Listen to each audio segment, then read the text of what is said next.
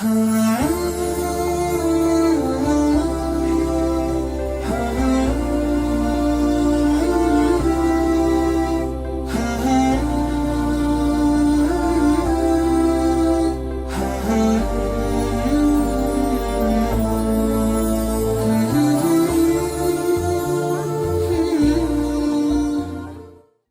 alaikum të dashur miq, kjo është emisioni Dritarja e Agjëruesit, si çdo natë dhe sonte po takohemi bashk për të vazhduar rrugtimin tonë në këtë muaj të bekuar të Ramazanit. Do të jemi sonte në shoqëri të Hoxhës Alaudin Abazi, me cilin do të mirëpresim telefonatat tuaja. Mirë se vjen Hoxh. Mirë se jeni. Hoxh, mbrëm kemi folur për begatinë e iftarit, ndërsa sot do të ndalemi tek syfyri. Pse është i bereqetshëm syfyri për besimtarin? Allahun e lartësuar lavdërojmë, qëmë salavat e selam e pejgamberit e tij. Bujar, vërtet, ashtu që thot edhe pejgamberi sallallahu alaihi wasallam, syfyri në vetvete ka begati, ka bereqet. Dhe kur themi bereqet, nuk është në kuptimin e sasisë, është kuptim bereqet nga njëherë ai ke pa njëri ndoshta han shumë pak, mirë po është i ngopur. Nga njerë ndoshta hanë shumë, po prap e ndin vetën që s'është i ngopur. Prandaj, esenca e kuptimit bereqetit është kjo që njeriu do thotë mjaftohet ose diçka që e plotson atë. Pavarësisht mundet me qenë që është edhe pak më herët, pak. Sasia, pra nuk është mërzi. Na kuptojmë kur mendojmë nga njerë bereqet që me pas shumë. Ashtu na e kem, po nuk është kjo. Esenca është me pas me qenë i bekum, me përfitu nga ajo. Me kanë i bekum atë që e kem. Prandaj, vërtet e ka dhat aspektin e fuqizimit fizik, po në njëjtin kohë edhe ky bereqeti, po çka është më e rëndësishmja, faktikisht besimtari e ndërlidh veten e tij me këtë ritual të adhurimit. Pra, ngrihet natën, han ushqim, përgatitet dhe e ka parasysh pra qatë kontinuitetin e njetit edhe të kryerjes së ritualit, pra e vazhdon. Edhe hyn do thot në ditën e agjerimit duke qenë i përgatitur edhe duke filluar pra me vetdije të plotë. Dhe në anën tjetër është begati e kohës. Po, gjithsesi edhe begatia kohës e kem parasysh që është një nga kohët që kemi shumë hadithet nga pejgamberi sallallahu alajhi wasallam që vlerësojnë, pra nuk është një kohë e zakonshme, pra nëse e shikojmë të gjitha 24 orët e një diteje, koha ma e vlefshme, ma e bereqetshme për adhurim edhe për mju drejtu Zotit Madhërisëm është më kjo kohë. Pak para kohës sabahut dhe kjo pjesë e tëra, edhe koha që hajmë ushqim, edhe koha pasi që kryet ushqimi dhe presëm namazën e sabahut, e tëra është pra koha ma e favorshme e 24 orëve për adhurim edhe lutje. Dhe Hoxh, pra syfyri nuk është vetëm një nevojë fizike për të furnizuar me ushqim për të përballuar sfidat e ditës, por është edhe një fillim i adhurimit. Po. Në fakt edhe kështu e përmend është një transmetim nga pejgamberi sallallahu alaihi wasallam, kush ka mundësinë nga ju më çu në syfyr edhe me hongër syfyr, le të haj qoftë edhe një gëllënk ujë. Pra edhe nëse nuk han fare, me kry këtë ritual, pra mu ngrit, me pi ujë edhe me vazhdu agjerimin. Pra pastaj është një hadith tjetër i pejgamberit sallallahu alaihi wasallam që edhe kjo shumë interesante, kur aludon edhe thot bëjeni agjerimin e juaj të dallojnë nga agjerimi i të tjerëve, pra jo muslimanëve apo ehlu kitabi që kanë ardhur, se ata agjerojnë pa syfyr, kurse dallimi jon është që ne e bëjmë syfyrin, pra e praktikojmë këtë ngritje natës, domon mëngjes herët para agimit që të hajmë, të përgatitem për mu fut në ditën me agjerim.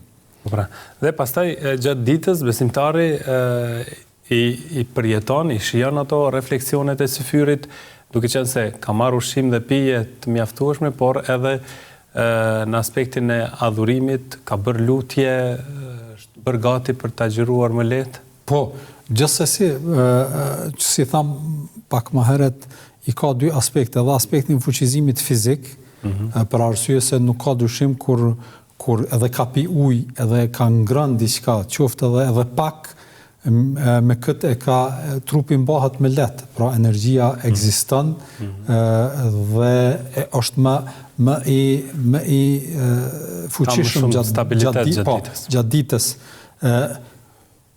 Pastaj edhe faktikisht na mendojmë nga një herë që ndoshta shkaku i nervozizmit apo gjërave tek njerëzit është si rezultat i urisë, apo i nuk është kjo. Më shumë është domosdoshmë punë e përgatitjes shpirtërore të njeriut në këtë ritual. Dhe, keni parë hoxh, ndonjëherë e fajsojnë mos ngritje në syfyr, mos stabilitetin gjatë ditës. Thotë jam nervoz se sot jam pa syfyr. Po, ndërlidhet kjo, ndërlidhet për arsye se mund të ndikoj. Mund ndikoj, për arsye se vërtet njeriu kur ngritet në syfyr, është edhe një përgatitje psiqike dhe shpirtërore që i futjes në këtë ritual.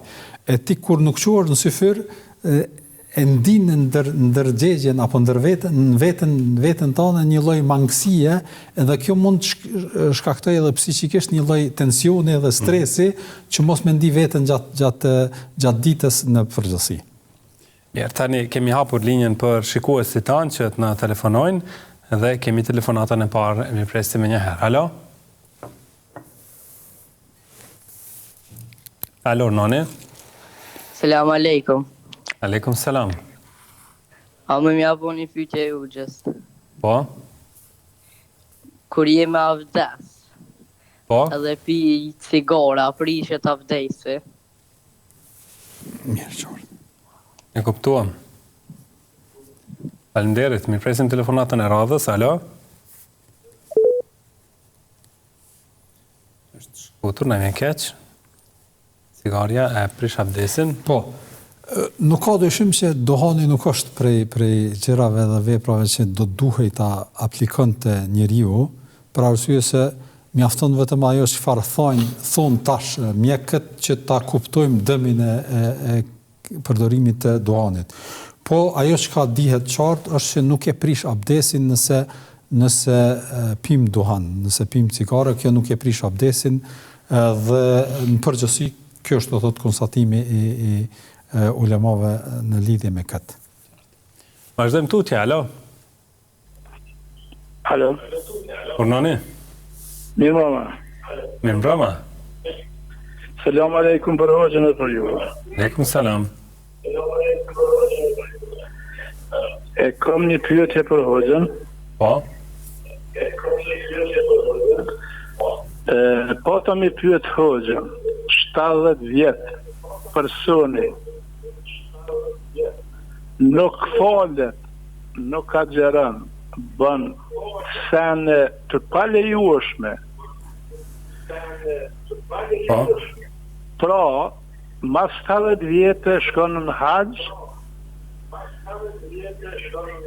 edhe thot që haxhi i shlyen të na gjenohet se kur fëmija kur e din nona. Po? Pra, tash po do kam ju thonë 3 vete, 70 vjetë, bëni qka të dëni mas 70 vjetë e shkon haxh, edhe i kryen. E qartë, do t'ju përgjigjet hoxha, faleminderit. Natën e mirë. Natën e mirë. Inkuadrojmë një tjetër telefonat, alo? Urnoni? Mirë atëre, hoxh. Ishte një përshkrim, ndoshta është një konkluzion të tij. Ndoshta është ka një lloj arsye logjike kjo çfarë thot ky shikuesi juaj, se vërtet disa njerëz mund ta kenë pretekst veprat e bërjen e mëkateve apo hidhrimin e Zotit madhërisht me vepra të këqija, pastaj thot hajt se në fund të jetës unë pendohna apo bëj haxh edhe i shlyg gjitha tjerat për shkak se siç po e përmend hadithin e njohur të pejgamberit sallallahu alajhi wasallam që haxhi ai njeri i cili bën haxh të pranuar, el mabrur, kthehet prej këtij vendi me rrethanën apo pa gjuna, sikur momenti që e ka lind nana e vet. Pra, sikur me qenë foshnjë, pra pa gjunohen kuptimin e mëkateve. Tash Mundet me konë edhe qasja e këtij pse nëse është kështu atëherë po ke mundësin ti prolongojmë punë, veprat edhe në fund vete, po a mund t'i garantojmë vetes tonë që do ta realizojmë këtë. Pastaj, hajde të zëjmë edhe një plak ose një njeri që ndoshta 70 vite ka hidhru Zotin e Madhreshëm, a thotë unë po shkoj haxh, tash edhe Zoti më fal gjunat. A do t'jesh prej atyne që vërtet Allah i Madhreshëm ta ka pranu haxhin, pra nuk është vetëm rituali fizik haxhi. Këtë duhet me pas parasysh. Për që ata dhe pejgamberi sallallahu ka thonë haxhi i pranuar. E cili është ai haxhi i pranuar, i cili bëhet vërtet me një zemër të sinqert, një zemër të qiltër, një zemër që i bie pishmani, jo vetëm e thot me gojë. Edhe kjo nuk është diçka që mundet me kuptuni njerëzit që janë rreth tij, po është diçka që ka të bëjë me zemrën e tij dhe me krijuesin. Allah i Madhreshëm i cili e din brendësinë e zemrave. Kështu që një njeri i cili e bën me këtë, po them kushtimisht nëse e ka këtë tendencë me këtë hile dhe pishmallëku i tij e ka lidh me këtë veprim, atëherë sa është i sigurt që e ka realizu këtë pendim në këtë nivel që Allah i Madhreshëm ia fal gjunat. Prandaj mbas edhe është e mundur normalisht, sepse ai mund pendohet, shkoj në haxh dhe të fillojë një jetë të re. Po është e mundur, po du me thonë nëse dikush e mundet me përdor këtë pretekst, për arsye se ne vedim prej muslimanëve të hershëm, edhe prej sahabëve në përgjithësi, Omeri radiallahu ta'ala anhu kur ka thënë për Zotin nëse vetëm e di që Allah i Madhreshëm 2 rekate namaz mi ka pranu, atëherë nuk po du më shumë. Edhe cila ka qenë arsyeja e mërzisë se sahabëve kur ka kalu muaj Ramazani 6 muaj, që mos Zoti nuk na ka pranu veprat, na jena mundue, po mos zemrat tonë nuk i kena pas aq të pastërta, aq të qiltërta, aq të sinqerta që Allah i Madhreshëm me i pranu ato vepra. Prandaj është mesele vetvete edhe kjo. Po nëse nuk i garantojmë vetes jetë që të bëjmë çka të duam dhe pastaj mund të pendohemi sepse këtë nuk e dim askush. Por në anën tjetër hoxh, a guxojmë ne të kalkulojmë jetën e dikujt edhe të drejtohemi në këtë formë. Pra, ka bërë çfarë ka bërë dhe tani kinse është penduar. Kjo është e drejtë kjo. Edhe kjo nuk është në rregull. Shumë vërejtje me vend edhe kjo, nuk është në rregull të gjykojmë të tjerët. Ajo është ndërmjet Zotit edhe zemrës tij. Domthonë veprat e tij, pendimi i tij, nëse ai thotë unë po shkoj në haxh jam penduar se ende, ne nuk duhet asmja pranu me thonë kushtimisht këtë pendimin, po në njëjtin kohë edhe m'ja refuzu. Ajo është të thotë pendimi i tij është ndërmjet. Nëse ne kemi dyshime, ato dyshime do të mi mbajt për veten tonë. Jo të flasim për të, apo të themi atij, apo të bëjmë do thotë gibet për gojim për të tjerët. Ajo veprat e tij e rregullta është që ne ta shikojmë veten tonë. Sepse ekziston kjo mendësi hoxh të disa njerëz, e gjykojnë tjetrin, çfarë ka bërë deri dje, tani kinse po falet, kinse fatkeqësisht po shkon në haxh kështu me radhë. Kjo është do thotë një lloj preteksti për sa është e rrezikshme kjo. Po rrezikshme është shumë. Për shkak ndoshta kjo mundet me qenë shkak që edhe ti ne kemi raste shumë kur i thu pse nuk falesh, sot nuk shkojnë në xhami se është filani, është ai tjetër që kanë bërë këqija, e tash po shkojnë në xhami, e tash unë nuk dua më shku me ta. Kjo është do thotë një arsyetim i kot, arsyetim që kur farbaze nuk ka, për arsye se ti nuk po shkon në xhami për filanin e për tjetrin e për atë tjetrin. Ti po shkon për veten tënde. Edhe kjo është e veçantia e Islamit, për arsye se çdo njeri, çdo falës e bën lidhjen e tij me krijuesin individualisht. Nuk e bën edhe po e zajmë kushtimisht larg asaj, edhe nëse imami nuk është në rregull si duhet, ti falesh pas tij. Ti falesh pas tij.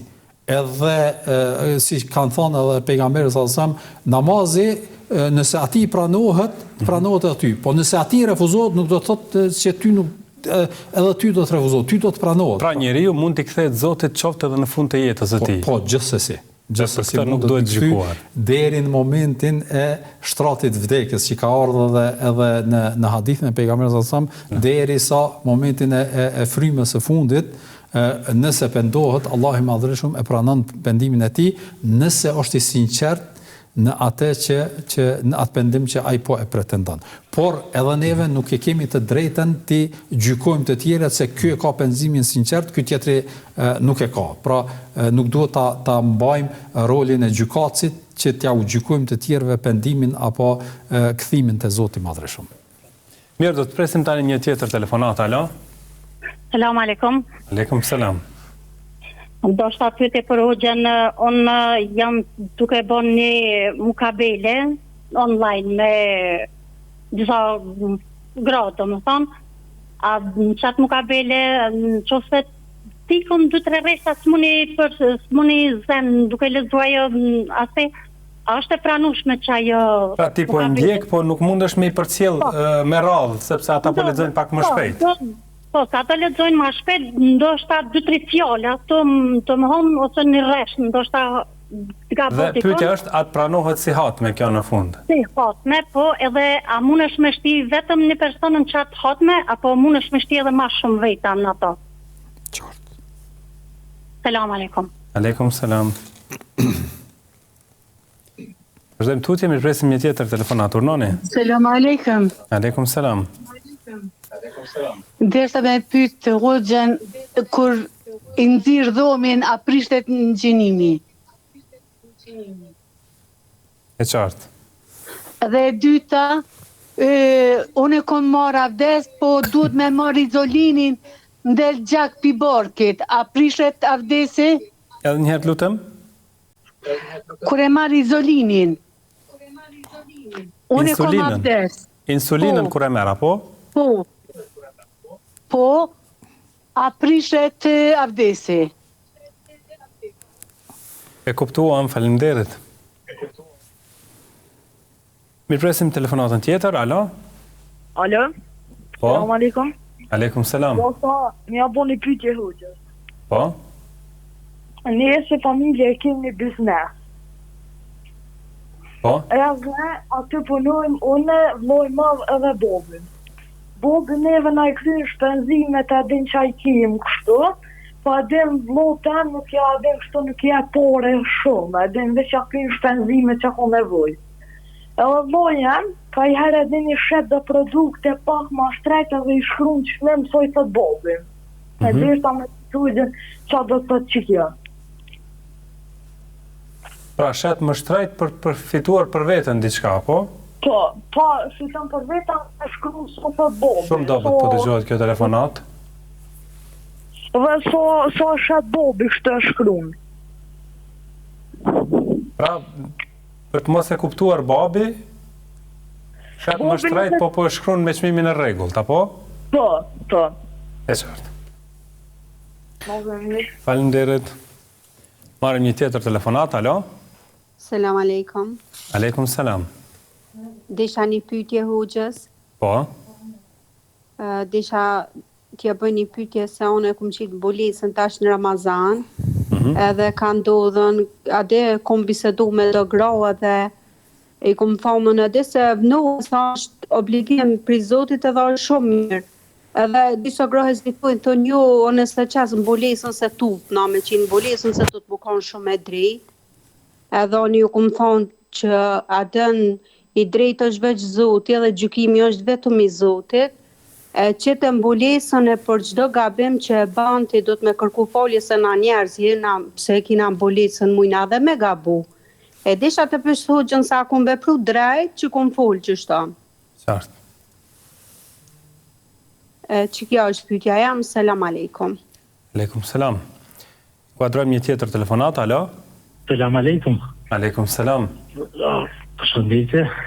Faleminderit. Ka një pyetje hoxhën më me shumë fetare, po nuk po më lejan me gjynë beturinë natën. A ka lidhje që me se unë e kam bindjen që jo. E qartë. Faleminderit që Dhe juve. Tre hoqë është duke bërë mukabele, pra hatme dhe online nuk po i zë të tjerët në lexim. A pranohet si hatme kjo? është normale në lexim mos me kanë gjithë njëjtë. Po sa që këta që janë fillestare edhe kyqen këto grupe, mund me qenë grupe disa që janë pak më të shpejta edhe mundet mos me arrit.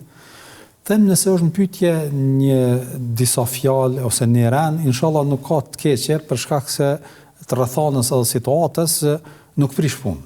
Me rëndësi është mi përcjell edhe kjo është duke avancuar dhe duke i mësu, po nëse ngjecja është më shumë, domthonë disa ajete ose në faqe, atëherë për me kompenzu apo me kanë më i sigurt. Nëse është shumë, jo për një faqe, një ajet po nëse janë disa ajete ose në faqe në përgjithësi ose ka qenë i preokupuar me diçka dhe ka lexuar, s'ka mujt me arrit, edhe në këtë rast ndoshta masi që të kryhet ajo mukabeleja, ti kthehet asaj faqes edhe le të lexoj kjo vet ose gjatë pjesën le të lexoj vet që më e kompenzu bile spaku me lexu të tërën. Po sidoqoftë e rëndësishme edhe bereqeti i krejt kësaj nuk është vetëm ndoshta përcjellja në vetvete, saqë është qëndrimi me ata njerëz që e kujtojnë Allahun, pjesëmarrja me ata njerëz që e kujtojnë Allahun e Madhërisëm, për arsye se të gjitha vlerësimet edhe shpërblimet të cilat kanë ardhur për mejliset ku kujtohet Zoti i Madhërisëm. E jo që ajo të kujtohet shumë ose të kujtohet duke lexu strikt ajetet e kështu me radhë, por e rëndësishme është pjesëmarrja në të. Po për siguri mundet me vepru në këtë formë. Dhe nëse kjo është hatme, atëherë mundet disa persona me i përfshi shpërblimin e kësaj? Pra, nëse themi në aspektin e lutjes apo mja dërgu shpërblimin e leximit dikujt prej të vdekurve sene, nuk ka, nëse e zgjedhëm këtë, atëherë themi që nuk është strikt që me ka një person apo disa persona. Për arsye se është shpërblim i fituar nga leximi edhe mund është mja bë dhuratë si të doj. Nëse dën një person, nëse dën disa persona. Qartë. Nxjerrja e dhëmbit, a e prish agjërimin? Nxjerrja e dhëmbit dhe përdorimi i injeksionit për mbirje e saktë është se nuk e prish agjërimin. Por mundet me ekzistuar frika që gjatë punës së mjekut me të shku diçka poshtë në lukth. Prandaj nëse ka mundësi të shtyhet gjatë kohës kur si agjërueshëm është më mirë. Mirë, po nëse ke terminin edhe ke vështirë me e anulu ose me shty ose ke dhimbje të fortë e kështu me radhë, atëherë vetëm ke kujdes që gjatë punës së mjekut që mos çosh diçka poshtë në lukth. Qartë. Vazhdojmë tutje, insulina e prish abdesin? Marrja e insulinës? Po, e saktë është që nuk e prish abdesin, mund me rrjedh një gjak shumë i vogël në atë rast, po megjithatë ajo edhe tek mëdhëpin Hanefi nuk është një gjak shumë i madh. Kështu që e saktë është që nuk e prish. Megjithse nëse e përdor gjatë kohës kur s'ka abdes, për mi ik çdo dyshimi do të ishte më në rregull, po edhe nëse përdor nuk prish punën inshallah. Në biznesin familjar, thot vllai shet diçka më shtrejt dhe babait i deklaron se ka shitur me çmimin e paraparë. Tash në rregull kjo. Pavarësisht raportit prind-fëmijë, ne do të shpjegojmë në aspekt përgjithshëm. Ky person i cili shet në lokalin në këtë rast babait, në familjes, është në një formë i autorizuar nga pronari që është në këtë rast babai që me shit produktet. Edhe është i autorizuar. Edhe faktikisht vendosja e çmimeve është diçka që e ka vendos ose tregu ose faktikisht i ka vendos çmimet pronari, në këtë rast babai. Nuk ka drejt ky të ndrojë çmime.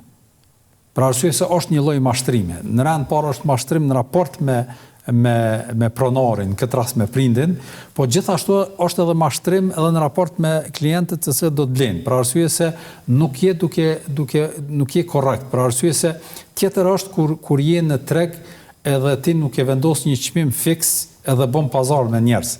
Tjetër është kur je në shitore edhe çmimet janë fikse, edhe ti bën dallim, dikujt i jep më shtrejt, dikujt i jep më lirë, pra kjo nuk është në rregull. Nëse është e ke parasysh është vlera me çmime fikse.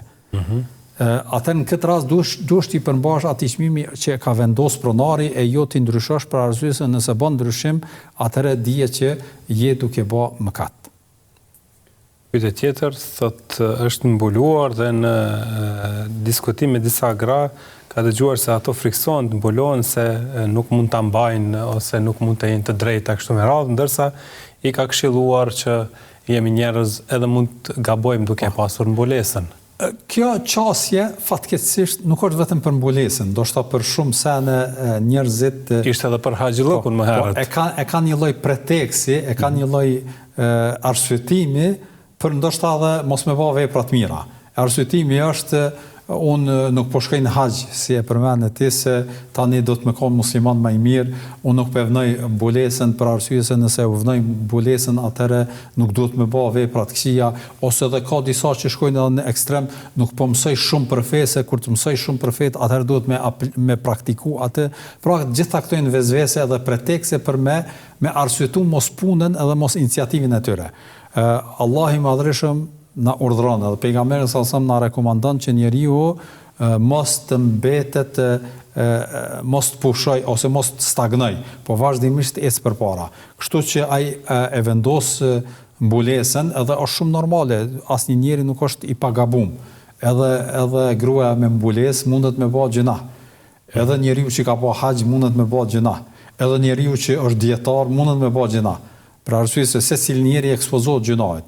Po e rëndësishme është që brenda mundësisë me i qunë vend urdhrat edhe farzët e Zotit Madhreshëm, e njën nga to është edhe mbajtja mbulesës. Prandaj, asesi nuk është arsyetim i drejt pretendimi që unë s'po e vëj mbulesën, për shkak se nëse e vëj mbulesën, atëherë nuk duhet me bë gjunahe, për arsye se që tham pak më herët, kjo është vetëm një pretekst për mos punën e tyre.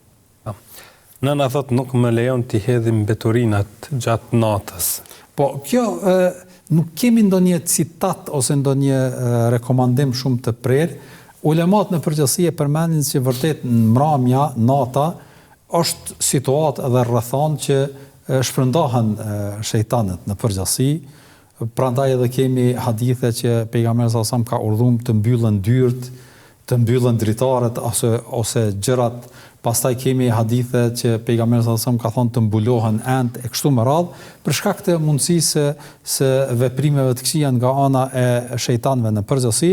Edhe në këtë rast disa prej ulemave kanë thonë nëse njeriu del në terr edhe është duke hudhur mbeturinat, është fjala troshat e kështu me radhë, shkunet, sofra e kështu me radhë, atëherë mundet me u ekspozu sjelljes pra shejtanëve, edhe mundet me pas ndonjë cytje, prandaj edhe preferojnë me u largu kësaj praktike, posaçërisht me të rinjt edhe fëmijët në përgjithësi.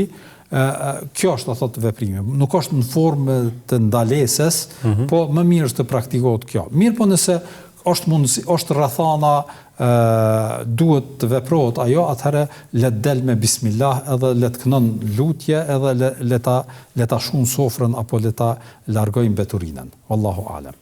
Qartë, vazhdojmë tutje, do të mirëpresim një tjetër telefonat. Alo? Selam aleikum. Aleikum selam. Për ty edhe për hoxhën e nderuar, unë kam një pyetje rreth teravive në shtëpi. A bëhen me zo apo pa zo, edhe si në pyetje është nëse une mas namazit jacis, foli 10 rekat, edhe e vazhdoj në mesin e natës edhe 10 rekat tjetër. A jam të bo mira, e kam keq në sen, se tani në kohën e syfyrit e foli edhe 4 rekat tjerë me ja bashkangjitje edhe salat i vitrin. A e kom mirë, apo duhet me bo ndryshim diçka? Faleminderit. Presim telefonatën në radhës. Aleikum selam. Po, noni? Falesha më bëni pyetje hoxha, sa mundem? Po, cila është pyetja juaj? Okej, shton, se kom pak si me detaje me tregu. Unë jam e martuar, mirë po për një kohë e kom pas një familjar tamin të afër, që u konë me një gjendje psiqike jo të mirë. Do me thonë, është falë, ka lexu Kur'an e krejt, po për një kohë shkurt, filloj do me thonë me folë diçka që do me thonë, sikur filloj me thonë, unë jam e përgjithën e Zotit, e di ke për shembull, nështë ka ndodhur me javë, me muj që nuk ka flejt, ka pas edhe paraliza gjumit, edhe në stop komej do me thonë me to, edhe e di ke do me thonë edhe orën, të pak të në falë keme bindje që ashtu, që për shembull për orës 2 deri në 4 vjen për shembull shejtani e di ke që çështu për shembull aty po mendoj që si mënyrë falke kur vjen, kur hen, kur del, kur rën, çka bën, në sot si mënyre. Tash unë mas jam kthy do me thonë tash normal jam kthy te familja e burrit, edhe e kom vrejt që edhe unë vet kom fillu nështë prej traumës që e kom pas, ose që e kom ngu, kom nejt në stop me to, edhe kom fillu dyqysh me pas një par friket vazhdushme. Edhe nuk kom guxu me nejt në shpe vet, as kur gjo. E kom kalu, normal jëm kon të hoxha, më ka thonë që i kim sysh, më kon edhe kom përdur edhe terapi, edhe të psikologu, e krejt mirë tash, normal ka kalu një ku, dhe me thonë ka kalu një vjet, kom fillu me bo edhe namaz, normal natën e kom problem prap me në qëndru vetë në shpe, po pyetja em është kjo.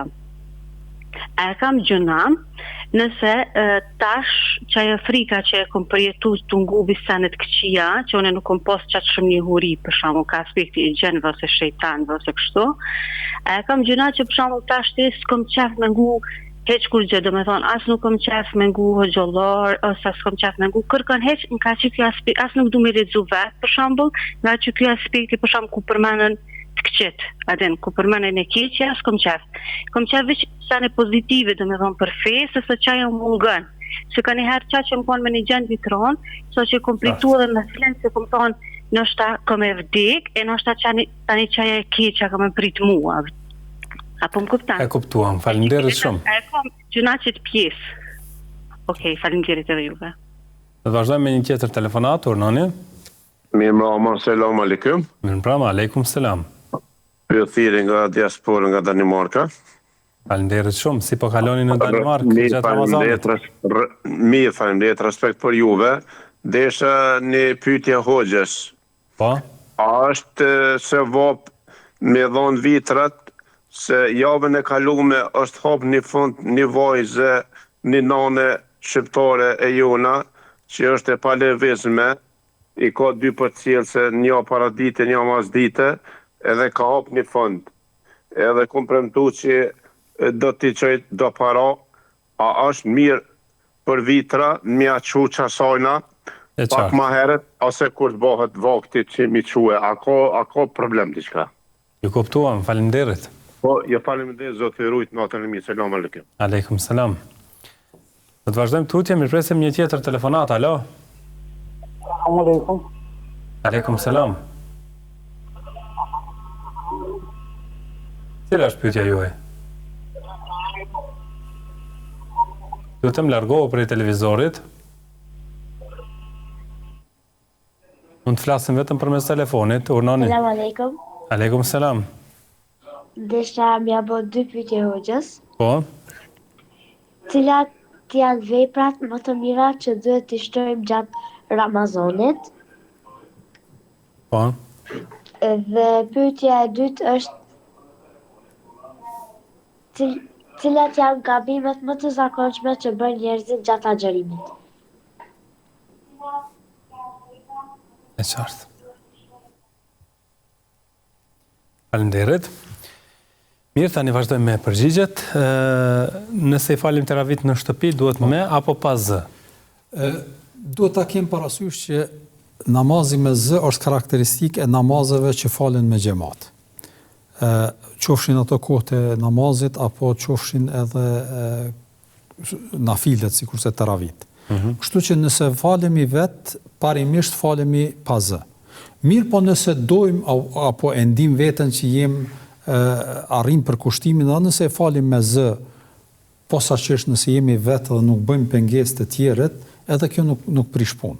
Pra, është e lejuar edhe namazet që i falim vetë në shtëpi, që t'i lexojmë ato, bëjmë leximin me zë, për shkak të përkushtimit edhe arritjes së përqendrimit më të mirë.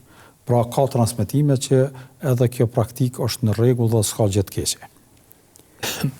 Thot pas yatsis I fali 10 recate, pastaj natën vonë 10 të tjera, dhe më pas në kohën e Sefirit 4 recate shtesë dhe e përmbyll me namazin e vitrit. Është në rregull. Po shumë në rregull. Është për arsye se namazi I natës, gjithsesi namazi I taravive fillon prej momentit që falet namazi I yatsis. Prej atij momenti deri në namazin e sabahut, e tëra është kohë e namazit të teravive ose namazit natës, jashtë Ramazanit, kështu që kurdo që ti fal është në rregull.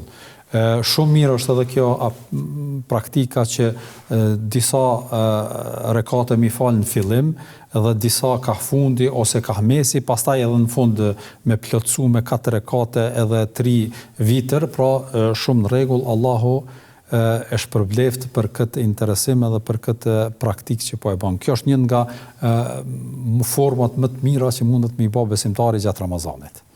E telefonuesja tjetër pyeti për shkak se kishte dëgjuar shumë gjatë fjalë të çuditshme nga një familjar që ishte jo mirë, psikikisht, ka filluar edhe vetë friksohet dhe a e ka gjuna që nuk dëshiron të dëgjoj më për gjëra të këqija kur flitet në kontekstin fetar, vetëm dëshiron gjëra pozitive të dëgjoj. Është normale, po e zojmë në aspektin e natyrshmërisë së njerit që kur ekspozohet në qasor rrethana që të ndi një lloj fobie, me thonë, edhe traum mundet me ndodh. Prandaj ishte edhe normale edhe ajo situata rrethana, fal Zotit dhe pas ka te I kalu, megjithëse po tregon që ka pak frikë me qëndru vet, edhe kjo është normale, pra nuk duhet me ka shumë njerëz që nuk e ndin veten rahat qëndrojnë vet ose të flajnë vet. Dhe kjo nuk është diçka shumë e madhe, pra nuk duhet të shqetësohet njeri për shkak që janë rrethana dhe natyrshmëria e njerit që të ndin kur është në vetmi me ndin një lloj frike.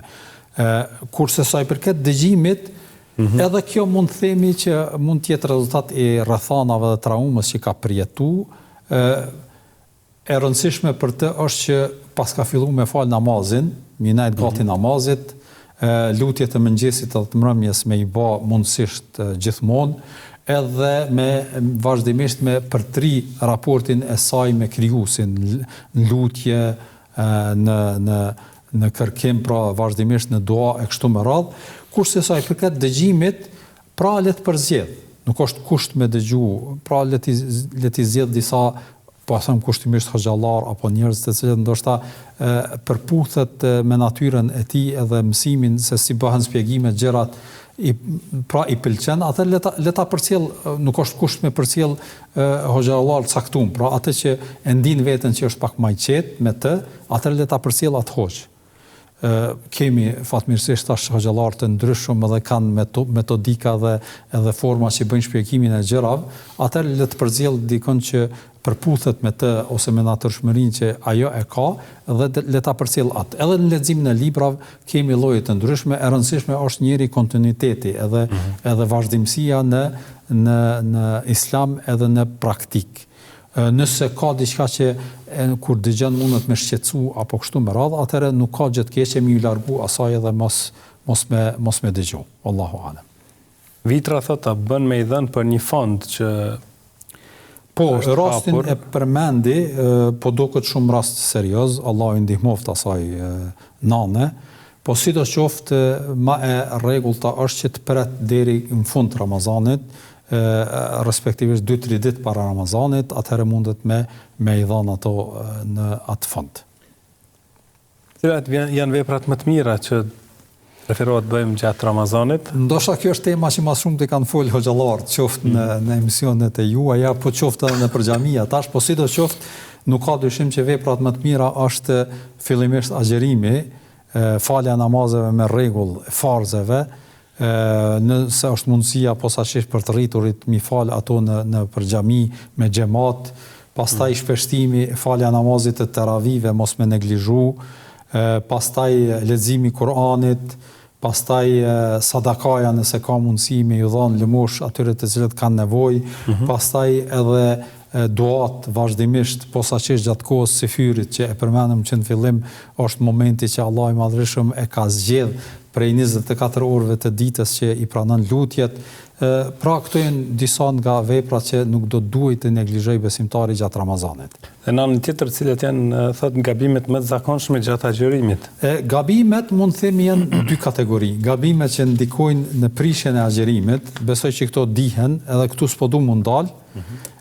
Po gabimet ndoshta që i bëjmë secili edhe që ndoshta na kapa i gafleti edhe shkujdesi, është që ndoshta nuk e ja japim hakun me shfrytzu ditët e Ramazanit ashtu që duhet. Pra lejojmë që të mirami me telefon ose me përcjelljen e mjeteve sociale në përgjithësi dhe humbjen e kohës. Pra kjo është një nga gabimet që ndoshta të gjithë e bëjmë edhe nuk jemi të vetëdijshëm, pra tjetë fokusi jonë që të shfrytëzojmë në maksimum jo çdo ditë, po ndoshta çdo çast të Ramazanit, për arsye se çdo çast është në vetvete vlerë dhe mundësi për të fituar shpërblime të shumta.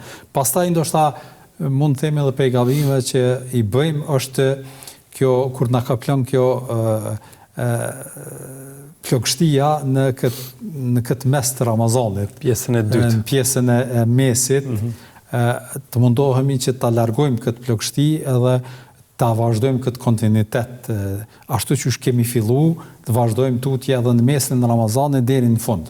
Dhe të mundohem ta evitojmë edhe këtë gabim që fatkeqësisht shumë prej besimtarëve e bëjmë, posaçërisht në faljen e namazeve të taravive apo pra në këtë e shohim një ngjecje shumë ashiqare vrehet në xhami, pra mos me ra në taborin atyre njerëzve që dorëzohen shpejt, po vazhdojnë me kontinuitet deri në ditën e fundit.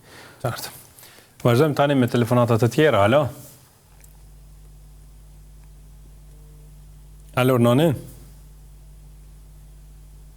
Jeni inkuadruar në emision, alo? Nuk unë e pju ndëgjej, ju apo më dëgjani? Po të dëgjojmë shumë mirë, urnoni. Deshta mja vo hoxhës në dy pyetje, qoftë se ban. Po? Pyetja parë është, kam gruën e vllaut, vllau ka ndru jetë, dhe gruaja vllaut jeton me vllaun dhe me babën tim në një shtëpi. A kam drejt me hap vitrat asoj gruaje, pasi që ajo nuk punon. Mirë po ajo nuk i mungon aty kur gjon shpesh për kujdeset vllau edhe baba. Pra, jetoni ju në një shtëpi tjetër? Po, unë jetoj në një shtëpi tjetër. Dhe nuk ka nevojë për ndihmë? Po, për kujdeset vllau edhe baba. Mirë po ajo gruaja nuk punon. Punon vllau. Pyetja tjetër? Pyetja tjetër deshta me ditë nëse ka mundësi hoxha, ma zgjanimisht më jap një përgjigje si ta çrënjosim dembelizmin në vetvete. Faleminderit. Vazhdojmë me një tjetër telefonat. Alo? Alo? Selam aleikum. Aleikum selam. Deshta më bën një pyetje hoxhës. Po. Në fakt, dy pyetje i kam. Unë punoj në restoranta, dhe në vakt iftarit, deri gati për po kryen teravijat kur po dalë, se po kemi shumë klient. A mujnë për shembull teravit mi falën në shtëpi. Edhe pyetja e dytë është këtu ku po shkojnë në xhami, ku shkoj këtu nga të shtëpia se kam një xhami, po janë do besimtar tjera ta zvin xhami, po shkojnë me një shtëpi falën, apo zvin të na, ama ku ti rezoni, ata shkojnë po në xhami s'hin, shkojnë me një shtëpi falën, krejt ata. Mujnë më thonë ashtë një numëri 50-60 veta. Po me neve zvin xhami një vëtet. Po shkojnë tjetër kun falën. Shto ishin pyetjet e mia, selam aleikum, Allah ju shpërblet. Aleikum selam, amin edhe juve. Vazhdojmë me telefonuesin tjetër, Arno. Alo? Urnoni? Alo. Urnoni? Ka ikur në vjen keq. E tani dashur miq, ne shputemi për pak çaste, rikthehemi pas pak.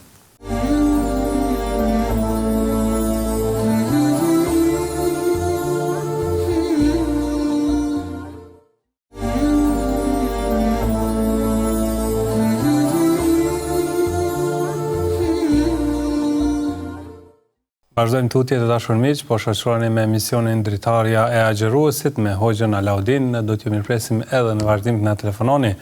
Ndërsa ne do të vazhdojmë me përgjigjet, thot Kunata, i cili si ka vdekur burri, jeton pra me babain dhe me vllajin tjetër, a bën t'ja japin vitrat edhe pse ata kujdesen për të?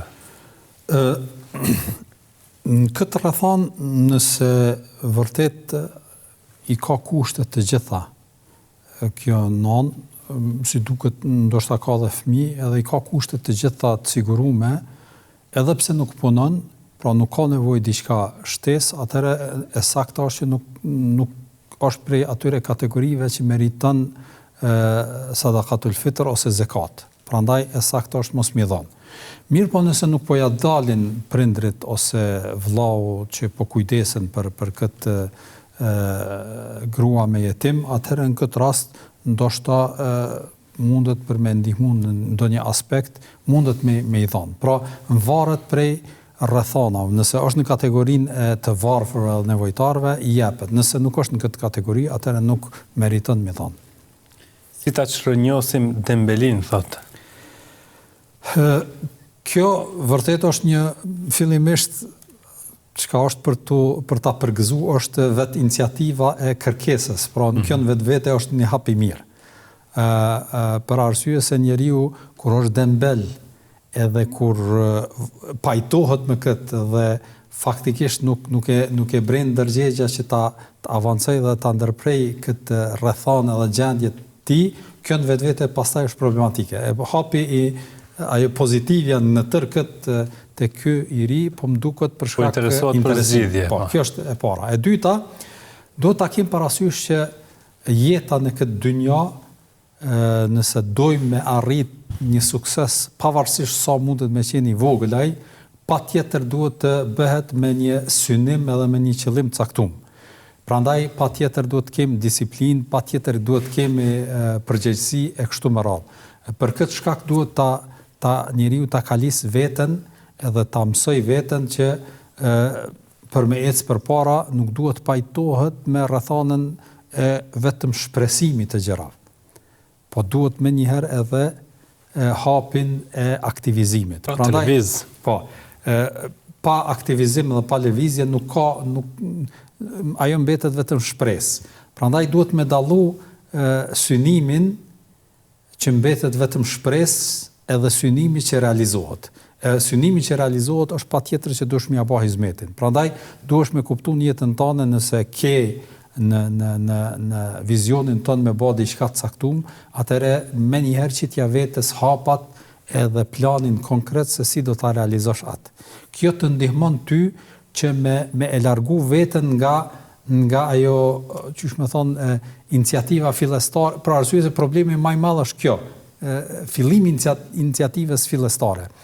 Tash nëse i qet vetes hapa, qoftë edhe mi shkruate, do ta bëj këtë, do ta bëj këtë, do ta bëj këtë, edhe i përmbash asaj, atëherë kjo e largon nga vetja atë, qysh më thon, atë zinxhirin e përtesës edhe marrjes hapit fillestar. Dhe çështja që gjithashtu është shumë e rëndësishme është zgjedhja shoqërisë mirë. Për arsye se njeriu ka nevojë motiv.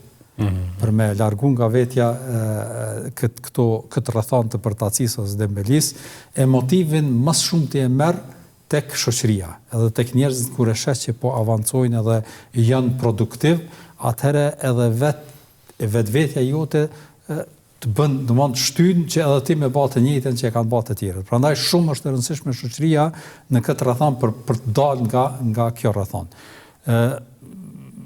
Për këtë shkak edhe na e shohim edhe natyrën e faljes së namazeve, 5 kohë namazit, në kohën e caktuar, që krijon një lloj disipline njeriu në veten e vet që me qenë e tërë dita në aktivizim. Mos me qenë tërë koha nganjëherë ai ke pa kur të kap njërin debelia, vjen koha e namazit priton, po kur e nin ezanin merr abdes, freskohesh edhe fillon. E njëjta është do thotë në çdo punë njeriu, pra patjetër duhesh me nis me aktivizim dhe unë mendoj shumë që namazi edhe mënyra që ka bë Allahu i Madhërisht me fal namazin është një nga metodat më më të forta për të larguar nga njeriu demelizmin. Qartë. Punoj thot në restorant, pra në kohë të iftarit deri në mbarim të teravive në xhami, a bën ti falje ato në shtëpi? Fillimisht po du me jo me ngushëllu, po me e përgëzu këtë familjar, se nuk ka dyshim që kuptohet që është krye familjar. Ndoshta mundet me thonë valla unë jam të punu që po më ik teravia dhe çfarë të bëj. Pra arsye se me të vërtetë ajo koha e restoranat, ajo koha e iftarit është ajo koha e fluksit edhe është telashe me dalë me fal namazin e teravive për shkak se edhe pas iftarit ka punë që duhet të kryhen. Pastrimi i anëve, rregullimi e kështu me radhë. Prandaj unë e përgëzoj që ti krejt këtë e bën për shkak të fitimit të një malli halal edhe për me qenë familje edhe mi ushqy fëmijët edhe prindërit nëse i ke gjallë e kështu me radhë. Dhe nuk ka dyshim që ti i fal taravit atëherë kur mundesh. Na e përmendëm në fillim nga pyetja e një shikuese që namazi i teravive fillon prej momentit pas faljes namazit të Yasis deri në ezanin e namazit të sabahut, e tëra është kohë e namazit teravis, kur do që mundesh mi fal, atëherë i fal. Dhe dikush ka pyetur për niyetin, a të bëjmë niyet për namazin e teravive apo të namazit të natës? Faktikisht namazi i teravive është pjesë e namazit natës. Kështu që më rëndësi është ti po fal namaz për Allah, pavarësisht apo bën niyet me fal namaz natë apo me fal teravi, dy niyetet e kanë të njëjtin kuptim, për arsye se çu thash pak më herët namazi i teravis hin në kontekstin e namazit të natës. Në xhamin ton thot nuk vijnë disa persona për të falur, por shkojnë në një shtëpi. Tash unë nuk po du të paragjykoj këta tri apo këta njerëz, po janë dy mundësi që me qenë korrekt edhe me këtë shikuesin e juaj, po edhe me trajtu edhe ndoshta si fenomen që është e rëndësishme. Qasja e parë, nëse këta tri për shembull e falin namazin e Yacis me xhamat në xhami. Pastaj shkojnë mi fal teravit në një grup ose shtëpi mundet me qenë ose edhe i falin teravit qoftë me hat, me maxhat, për dallim për arsye se ndoshta në ndonjë xhami tjetër falet pak më shkurt, nuk them që janë duke bërë gabim. Edhe pse ndoshta ma në rregull është falen me xhamatin, aq sa falen, pastaj kur shkojnë në për shtëpitë të tyre mundin me vazhdu me fal sa dojnë ata vet. Kjo është rrethana e parë. Rrethana e dytë, nëse ata nuk falen me juve për shkak të botkuptimeve që i kanë të prera, fatkeqësisht ne kemi ndoshta në disa qytete apo vende që nuk prezantojnë me fal namazin me xhamatin e muslimanëve për arsye se pretendojnë që ata nuk janë musliman me kuptimin e fjalës, pra kanë disa ide ekstremiste të tekfirit, atëherë këta janë njerëz mund me qenë në kjo kategori dhe themi që këta faktikisht nuk janë duke vepruar në rregull, ne nuk i trajtojmë se ata kanë dalë nga feja apo diçka, po janë duke kriju përçarje edhe çka i kisha thonë këtij që sa më larg me najt prej tyre. Qartë. Vazhdojmë tani me telefonues të tjerë. Alo. Alo, përshëndetje. Përshëndetje. Dhe ishta një pyetje mja bo hoxhës. Po. Gjyshem kur zgjot pi qumit, kanë ora 9 në gjysdhet, i falën 4 recate nafil namaz. Dhe ishta me ditën, a është mirë që të ko, a ka nëj ko ma të mirë se që kjo ko, mi falën. Qartë. Faleminderit. Faleminderit. Vazhdojmë tutje. Alo. Urnani. Ka ikur? Kemi tjetër telefonat, alo? Mirë, vazhdojmë. Është në rregull thot, gjyshi si falet? I fal 4 recate kur zgjohet nga gjumi në ora 9 të mëngjesit. Po. Faktikisht kjo është namazi i duhas, është sunet, madje prej suneteve shumë të forta, që falet prej pas lindjes diellit edhe kalon një kohë prafërsisht gjysore, 20 minuta, 25 minuta, deri në kohën e para namazit të drekës, pra kur do që ta falim, konsiderohet namaz nafile, prej sunetit pejgamberi sa e ka praktiku, dhe falet 2 rekate, ose 4, ose 6, ose edhe më shumë. Pra është në rregull edhe është namaz i rekomandum nga pejgamberi sa për me fal. Mirë, vazhdojmë tutje. Alo? Alo? Po? Një pyetje për Hoxhën. Nuk po dëgjohet as Pyetje pak. për Hoxhën. Po? Lutem, ndalja zërin televizorit fillimisht. Po? Unë kam që me lexue Jasina, pa arabisht nuk di, e shqip. A ban shqip, familjes nënës, bazë, motra, vllazë, kejti kam vdekën, me lexue shqip. Jasina, ta më pranojnë. Faleminderit. Mirëpresim një tjetër telefonat, alo? Mirë, Hoxh, si është përgjigje për këtë pyetje? Tash, nëse kjo grua thot që lexon Jasina, nëse lexon me shkronja shqip për arabisht, apo e lexon edhe në gjuhën shqipe, pavarësisht rrethanës apo situatës, themi se për të vdekurit, ajo që është ma në rregull edhe ma e mirë për me bë, është lutja për ta. Vazhdimisht çdo kohë kur kemi mundësi, mas namazeve, gjatë namazeve, kur të na kujtohen, me bë dua për babën, për nanën, pastaj me kërku falje për ta, me i mëshiru, me ia fal gjunahet e kështu me radhë. Kjo është ajo që na ka porositur pejgamberi sa me bë për të vdekurit, po gjithashtu edhe me dhënë sadaka për ta. Kështu që unë i kisha thënë kësaj nane që të vazhdoj më shumë në këtë praktikë, pra të bëj dua dhe lutje për ta vazhdimisht, kurdo se i kujtohen dhe ti përmbahet kësaj praktike vazhdimisht. I qartë, do të inkuadrojmë telefonuesin e radhës. Alo? Alo? Po? Kam një pyetje për Hoxhën. Alo? Po, nani? Kam një pyetje për Hoxhën, thash jam me 3 bana dhe nuk e kam një veshka, e kam obligim për me ninue? Pra barnat duhesh me i përdor pa tjetër gjatë ditës, apo? Po. Faleminderit. Hoxh? Nuk ka dyshim që personat që janë me një veshk kanë problemet edhe rrethanat më specifike. Prandaj është shumë e mundshme që agjerimi për ta nuk është i në rregull, për shkak se kanë nevojë një qarkullim, përdorim të ujit të vazhdueshëm, edhe nëse nuk është pyetje vetëm barnat. Prandaj unë çfarë i kisha thënë këtij triu është që të konsultohet me një mjek i cili e din vlerën dhe rëndësinë e Ramazanit, edhe ja prezanton edhe e kontrollon gjendjen të cilën e ka. Dhe nëse ai mjeku e konstaton që agjerimi mundet mi shkaktu të lashe, atëherë nuk agjeron. Nëse i thot që jo, agjerimi nuk ka të lashe, atëherë mundet me agjeru me një kujdes të veçantë. Wallahu a'lam. Mirë, do të lexojmë një mesazh i cili thot: "A kam gjuna që e kam paditur dikë që ka hapur bunar në tokën time pa leje?"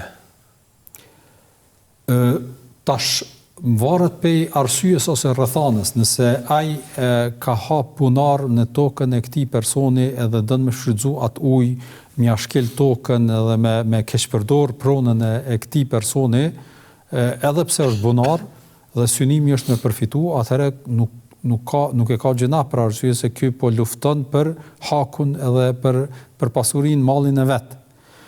Nëse është në pyetje që ka hap bunar publik ose bunar vetëm për ndonjë rrethana apo arsye, atëherë themi që nëse nuk i shkakton këtij dëm ose ndonjë telashe, me lanë është më mirë. Nëse është diçka publike, njerëzit me shfrytzu se ende mundën me qenë ndonjë fush që ndoshta nuk e përdor. Në pronën e tij. Po them nëse është ndonjë fush që nuk e përdor ky dhe është hap edhe përdorin njerëzit, pra nuk është synimi për ta përvetësu apo mund të përfitoj ky nga sevapet. Po, mund. Ama ky ka drejt me mbrojt pronën e tij, mallin e tij dhe nuk hyn gjëna pse është bunaraj. Pyetja tjetër thot si bëhet dhënia hua për Allahun sipas fesë. Po, ajeti që ka ardhur kush i jep një hua Allah ja kthen atij është për qëllim sadakaja. Në rand parë është për qëllim sadakaja që njeriu jep të varfërve, atyre nevojtarëve, ku rrethanat kur ka nevojë muslimanët në përgjithësi shoqëria dhe ky kontribon me sadaka. Kjo është huaja që ne ja japim Zotit Madhreshëm, edhe Allah i Madhreshëm na i kthen ato shumë fish, dhe kuptimi i ajetit është edhe për këtë dynja, po është edhe për botën tjetër. Thot, nëse vjen një kontratë nga një kompani ndërkombëtare dhe nënshkruajmë, a lejohet të ndajmë lajmin me të tjerët dhe t'u tregojmë se do të paguhemi 4.000 euro për çfarë projekti do të realizojmë. Pra ta përhapim këtë mundësi të mirë.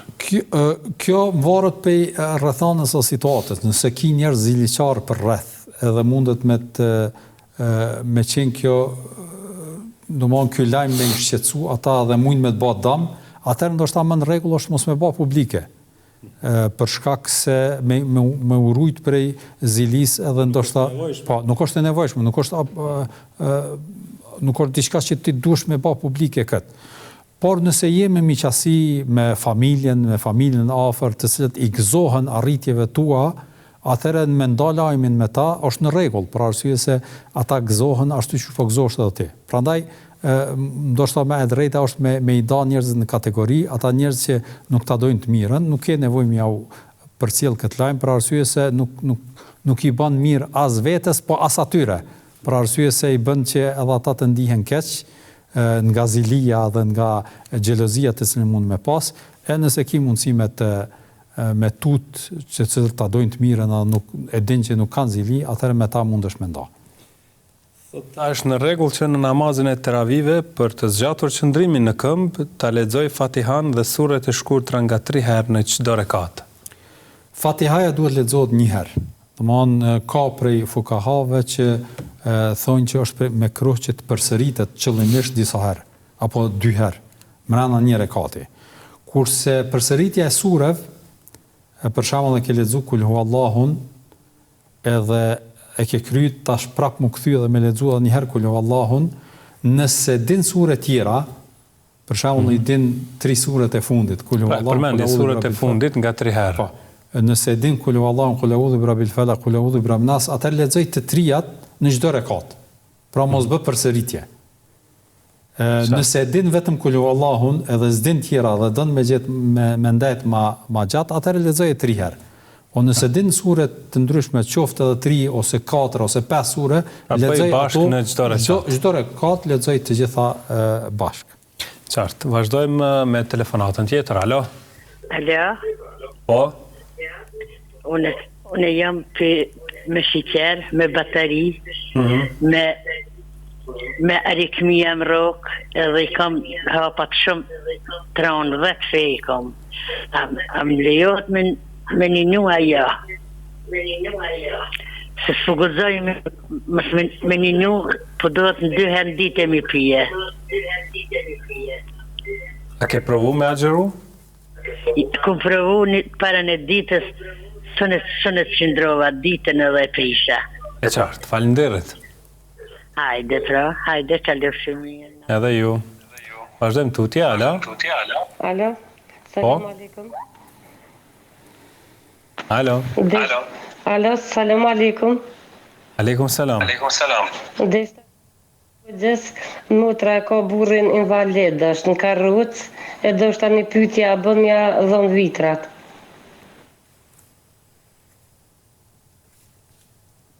E qartë?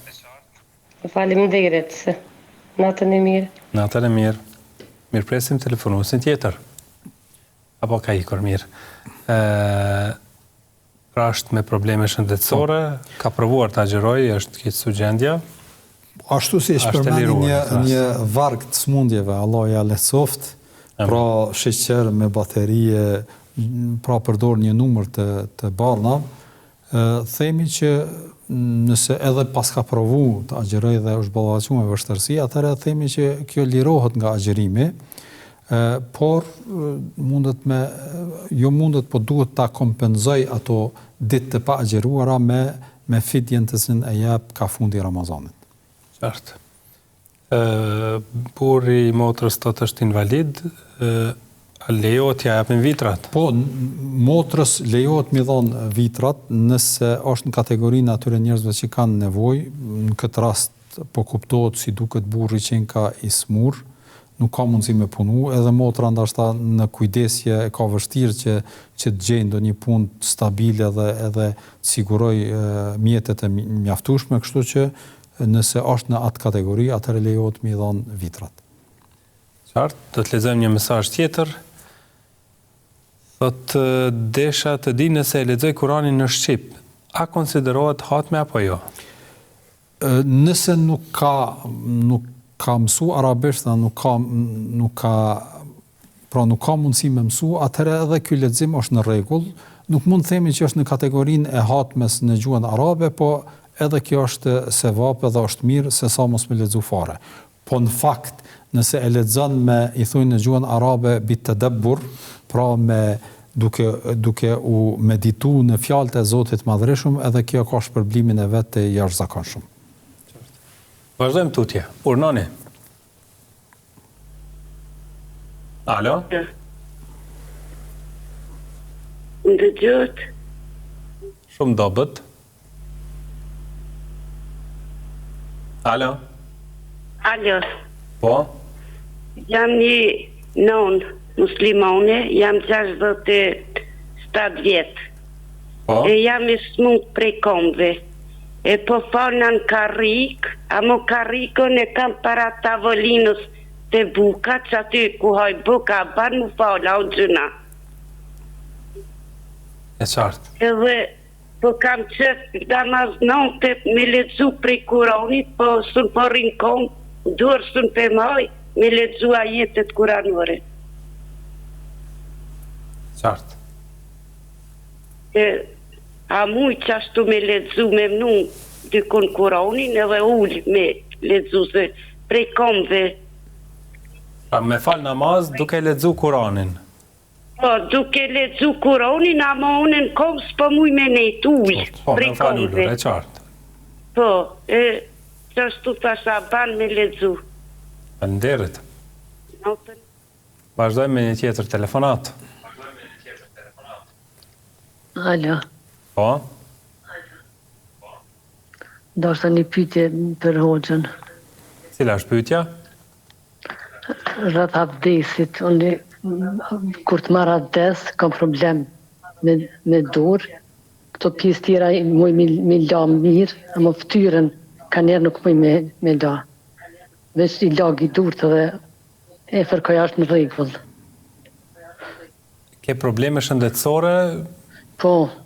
Me lëkur? Po me Parkinson jam. Aha, e qartë. Pra nuk mundesh me mbri me la fytyrën? Po, i mushi grusë ta ma 2-3 minuta më rrinë ujë në dorë, më bjenë krejt, s'me me la fytyrën e që. Pra për shkak të sëmundjes nuk mund t'i lëvizni mirë duart? Po. E qartë? Faleminderit. Faleminderit juve. Vazhdojmë me një tjetër telefonat, alo? Alo. Po? Salam aleikum. Dhe isha me bo një pyetje për Hoxhën. Po, cila është pyetje? Pyetja e më një studente nuk e ka gjendjen e mirë, me kësirë. A bon të ofër me kena, a bon me adhonën vitrat, apo ju? Studenten e ke familjare, apo? Qik motrës. Nuk i ka kushtet e mirë, studian në Prishtinë. E kuptuam, faleminderit. Hajde, kaleu që mirë, ju përshëndes, selam aleikum. Edhe ju, aleikum selam. Atëre, falet në karige, pra në tavolinës e bukës, është në rregull, mos ka ndonjë problem me u fal aty. Ajo çfarë përmendet nga pejgamberi sallallahu që me pas kujdes ku nëse falemi ulur, është që njeriu kur të falet ulur edhe nuk ka mundësi për që falet ullur është në rregull, nuk ka gjë të keqe. Mirë, po nuk ka mundësi me pa sejdën edhe rukun edhe sejdën në rregull gjithashtu. Pra nuk mundet me pa sejdën në tokë. Ajo që ka ndalu pejgamberi sallallahu alajhi wasallam është me pru sejdën më lart. Edhe me pa sejdën në jastak ose në tavolinë ose dikun. Nuk ka nevojë kështu, nuk bën. Kjo ka ndalu pejgamberi sallallahu alajhi wasallam. Kështu që i themi kësaj, nëse falesh në tavolinë sikur në këtë rast e bën ti rukun edhe sejdën, por nuk ka nevojë me trajtu tavolinën si vend i sejdës. Pra aty me qit kokën edhe aty me pa sejdën sikurse që e bën tokë. Po përkullesh sa ke mundësi për sejdë, edhe ajo është e mjaftueshme. Për arsye se ndalesa që thash pak më herët është që mos me pru sejdën më lart, edhe ti me bë sejdën aty përmi atë tavolina apo jastak apo çfarë do që të jetë ajo. Qartë. Këtë duhet ta kem parasysh. Dhe si vend nuk është problem. Si vend nuk prish punë. Në kuzhina, po. Qartë, thot, po du me u fal, po nuk muj me qëndru në këmbë. Për leximin e Kuranit. Po, a bën pra ullur dhe me lexu Kuran. Po. Nëse është duke u falur, edhe do të me lexu Kuran ma gjatë, edhe e qel Kuranin para vetës, qoftë edhe në tavolinë aty, edhe lexon pe Kuranit, posaçërisht namazën nafile nuk prish punë. Lejohet.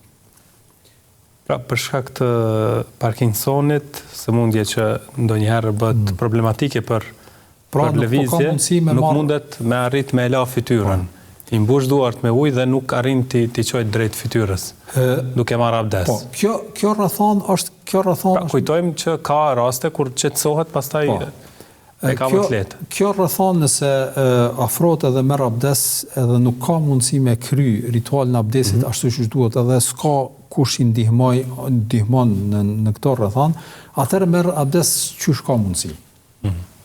I lan durt. Nëse ka mundësi mi la ftyrën, e la. Nëse s'ka mundësi, aq sa ka mundësi e bën, edhe kam një ashtu, edhe falet që ashtu që ka mundësi, për arsye se njeriu nuk ngarkohet me diçka më shumë se ç'mundet me bë. A do të ishte në rregull të pres pak derisa të qetësohet? Po, nëse e din që mas 10 minuta, 20 minuta, 30 minuta, nuk ka lënë koha namazit, mundet mu qetësu, atëherë mundet me prit. Po nëse është në pyetje kalimi i kohës, është më mirë me marrë abdes ashtu që mundet edhe me fal. A bën me i dhënë vitrat një studente?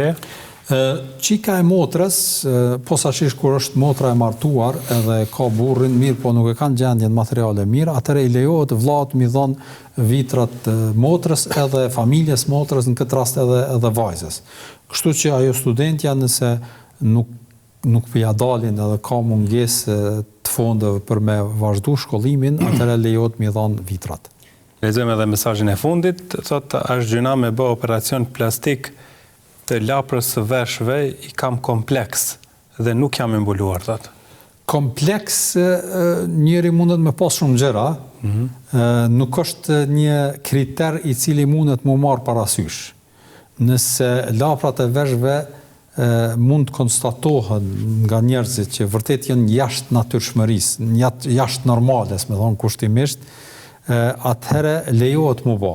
A nëse kjo vetë i ka kompleks edhe nuk është që vërehet ashiqare, ose edhe nëse vërehet nuk është ndaj vërejtje shumë, për arsye se njerëzit normale mu dallon janë me tjetrën, dikush me pas hunën pak ma gjatë, dikush me pas syrin pak ma ndryshe, veshin e kështu me radhë. Nëse është brenda normales ose diçka pak ma ndryshe se normale, nuk duhet me ju shqetësu. Edhe me largu kompleksin nga vetja juaj. Nëse është diçka më shumë se kjo, atëherë kjo është do thotë çështje diskutimi. Faleminderit shumë hoxha. Allah ju nderoftë edhe juaj. Të dashur miq, kështu arritëm në fund të takimit të sotëm. Faleminderit shumë që na ndoqët. Asalamu alaikum.